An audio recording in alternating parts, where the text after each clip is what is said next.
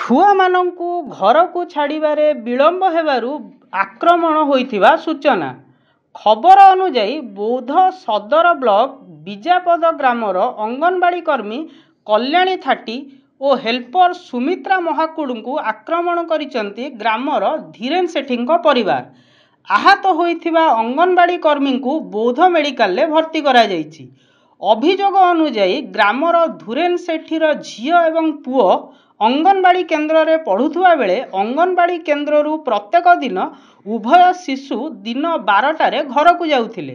ହେଲେ ଆଜି ଅଙ୍ଗନବାଡ଼ି ହେଲ୍ପର ତାଙ୍କୁ ଘରକୁ ଛାଡ଼ିବାକୁ ଯିବାରେ ଟିକେ ବିଳମ୍ବ ହେବାରୁ ଧୀରେନ ସେଠୀ ଓ ତାଙ୍କ ସ୍ତ୍ରୀ ସୁନିତା ସେଠୀ ଓ ତାଙ୍କ ମା ଜାହ୍ନବୀ ସେଠୀ ତାଙ୍କୁ ଘର ଭିତରକୁ ନେଇ ମାଡ଼ ମାରିଥିଲେ ଏବଂ ବହୁ ସମୟ ପର୍ଯ୍ୟନ୍ତ ହେଲ୍ପର ଅଙ୍ଗନବାଡ଼ି କେନ୍ଦ୍ରକୁ ନ ଫେରିବାରୁ ଅଙ୍ଗନବାଡ଼ି କର୍ମୀ କଲ୍ୟାଣୀ ଥାଟି ନିଜେ ଦେଖିବାକୁ ଯାଇଥିଲେ।